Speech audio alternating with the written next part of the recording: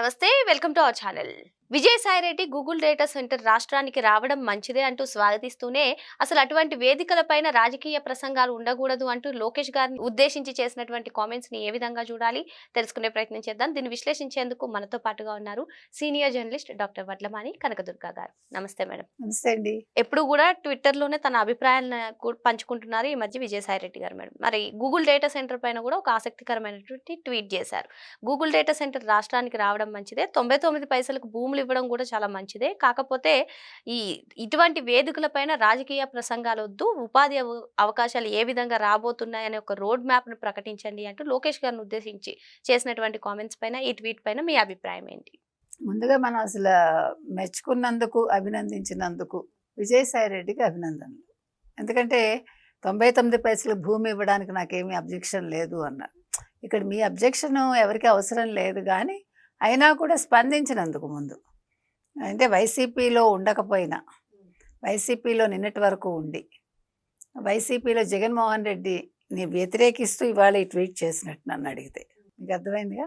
99 పైసేకి ఎకరం భూమి ఇవ్వడాన్ని వైసీపీ అంతా కూడా దాన్ని నెగిటివ్గానే ప్రచారం చేసింది. దాని మీద చాలా మాట్లాడుతూ వస్తుంది. ఇడ్లీ సాంబార్ కూడా రాదన్నారు, కానీ లక్షల కోట్ల డబ్బులు మాత్రం షెల్ కంపెనీల ద్వారా తెచ్చుకుంటే అది ఇడ్లీ సాంబార్ కిందకి రాదు.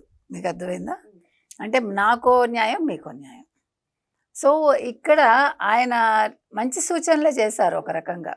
విజయసాయిరెడ్డి మొట్టమొదటిసారి మేబీ మనకు తెలిసి ఈ 7 ఏళ్ల కాలంలో చూసుకుంటే కొంచెం పాజిటివ్గా మాట్లాడింది ఇదేనేమో నాకు అనిపిస్తోంది. ఎందుకంటే ఇవాళ ఆయన గూగుల్ డేటా ఏఐ సెంటర్ రావడాన్ని స్వాగతిస్తూనే రాజకీయ ఉపన్యాసం చేయటం కంటే లోకేష్ అంటే ఎంత ఉపాధి దొరుకుతుంది, ఎన్ని ఉద్యోగాలు వస్తాయి, ఏ ఏ రంగాల్లో వస్తాయని చెప్తే బాగుండేది అన్నారు. అది కూడా మంచిగానే తీసుకుందాం మనం. Let us take it in a positive sense, because it's a valid point ఒక రకంగా. అయితే ఇక్కడ నిన్న ప్రకటించడానికి ఇట్స్ టూ ఎర్లీ ఇప్పుడు. ఎందుకంటే ఇప్పుడు మనం ఇంకా ప్రథమంలో ఉన్నాం కాబట్టి నిన్న ఆయన ప్రకటించడానికి ఎగ్జాక్ట్గా ఇన్ని వస్తాయి, ఈ రంగంలో ఇన్ని వస్తాయి, లేకపోతే ఇది ఈ సెక్టార్లో ఇన్ని వస్తాయని చెప్పడానికి కుదరదు. వాళ్ళు వచ్చి ఎస్టాబ్లిష్ అయ్యాక అప్పుడు వాళ్ళకి అసలు ఎంత వాళ్ళకి అవసరం ఉంటుంది, ఏ ఏ యూనిట్స్లో అవసరం ఉంటుంది అనేది తెలుస్తుంది.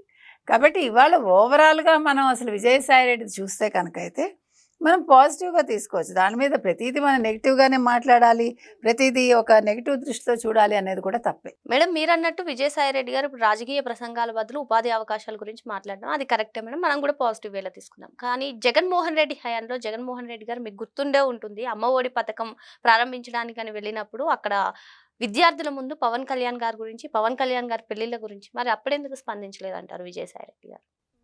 మీరు మంచి ప్రశ్న వేస్తారు, నేను దానికే రాబోతున్నా. అంటే జగన్మోహన్ రెడ్డి వేరు ఒకటి, రెండు అప్పుడు ఆయన జగన్మోహన్ రెడ్డితో ఉన్నారు వైసీపీలో. సో ఇప్పుడు ఆయన కూడా చాలా వాటిలో ఇరుక్కుని ఉన్నారు కదా, అందుకని మాట్లాడి ఉండకపోవచ్చు. మాట్లాడాలి యాక్చువల్గా.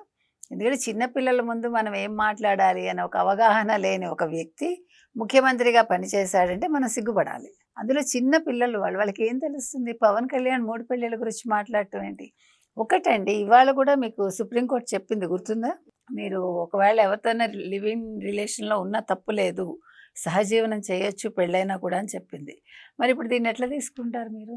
ఇది నేను కరెక్ట్ అని చెప్పట్లా, ఇది వివాహ వ్యవస్థకు ఒక గొడ్డలు పెట్టే.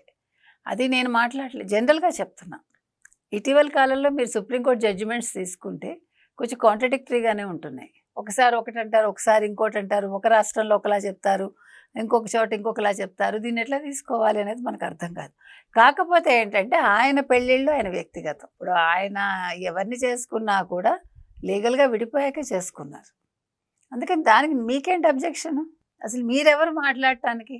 అది నేను అంటున్నా.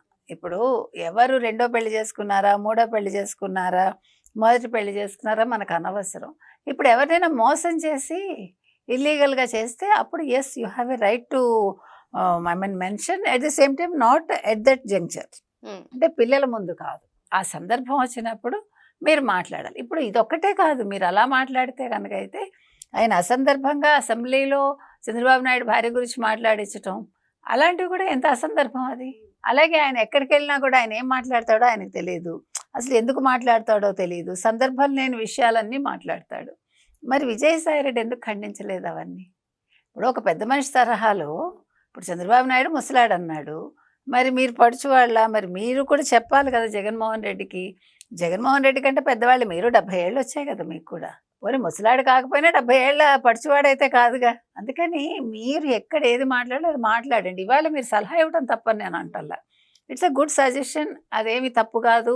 లోకేష్ కూడా తప్పుగా తీసుకోరు. మనం ఎప్పుడు కూడా చెప్తున్నాము, హెల్తీగా మీరు ఏదైనా సజెషన్స్ ఇవ్వచ్చు, హెల్తీ కమెంట్స్ చేయొచ్చు, నథింగ్ రాంగ్ ఇన్ ఇట్. దానివల్ల ఏమైనా గవర్నమెంట్కి ఉపయోగపడుతుంది, దానివల్ల ప్రజలకు ఏదైనా ప్రయోజనం చేకూరుతుంది అంటే ఎస్ యూ క్యాన్. ఇప్పుడు ఇవాళ ఆయన ఇచ్చారు, నెక్స్ట్ చెప్తారు ఆయన. ఇప్పుడు గూగుల్ డేటా ఏ సెంటర్ మొత్తం మొదలయ్యాక అప్పుడు ఇక్కడ ఇదిగో ఇన్ని ఉద్యోగాలు వస్తాయండి, నిన్న 2 లక్షల ఉద్యోగాలు రఫ్గా ప్రకటించారు ఆల్రెడీ.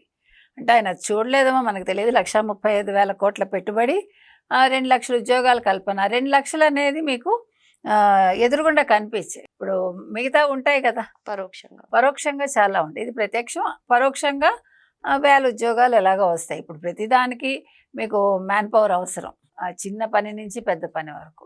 సో అవన్నీ కూడా కౌంట్లో తీసుకుంటే 1000 ఉద్యోగాలు కాదు, లక్షల ఉద్యోగాలు అవుతాయి.